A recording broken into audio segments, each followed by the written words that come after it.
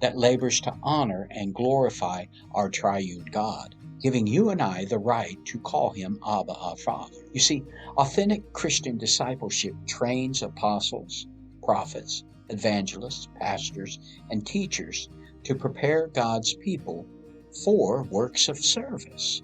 Now, our salvation is not based upon works, but our salvation will result in us wanting to do godly works. Biblical leaders exist to prepare God's people to simply help others to grow closer to God, to understand the precepts of living a holy life upon the narrow way, and to become leaders themselves to train others to do the same. We are speaking about all of God's people literally being called into one form or another into the fivefold ministry, be they apostles, prophets, evangelists, pastors, aka shepherds, or teachers.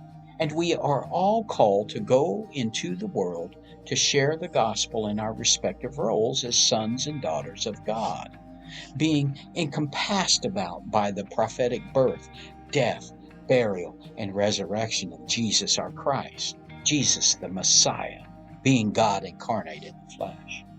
Any teaching outside of this is laying a false foundation that will not support the building up of the body of Christ unto holiness, as God commanded both in the Old and New Testament alike.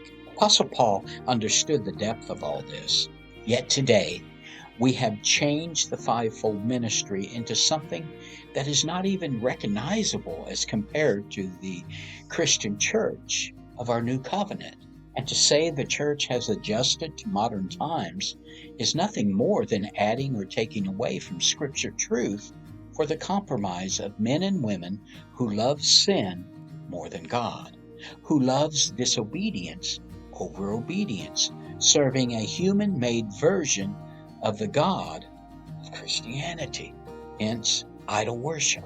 When Apostle Paul was teaching the church in Ephesus about the fivefold ministry gifts, he explained that Christ himself instituted them for a particular purpose, and that particular purpose was to equip Christians to be impactful for God, to build up the body of believers, and mature them to be everything that they were called to be.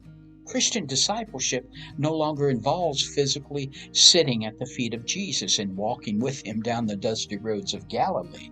But today, we sit at the feet of one another, learning from each other, growing together towards God. And the final narrow way, walking into the eternal love of a holy God as our final journey from earthly to heavenly. As iron sharpens iron, so one person sharpens another.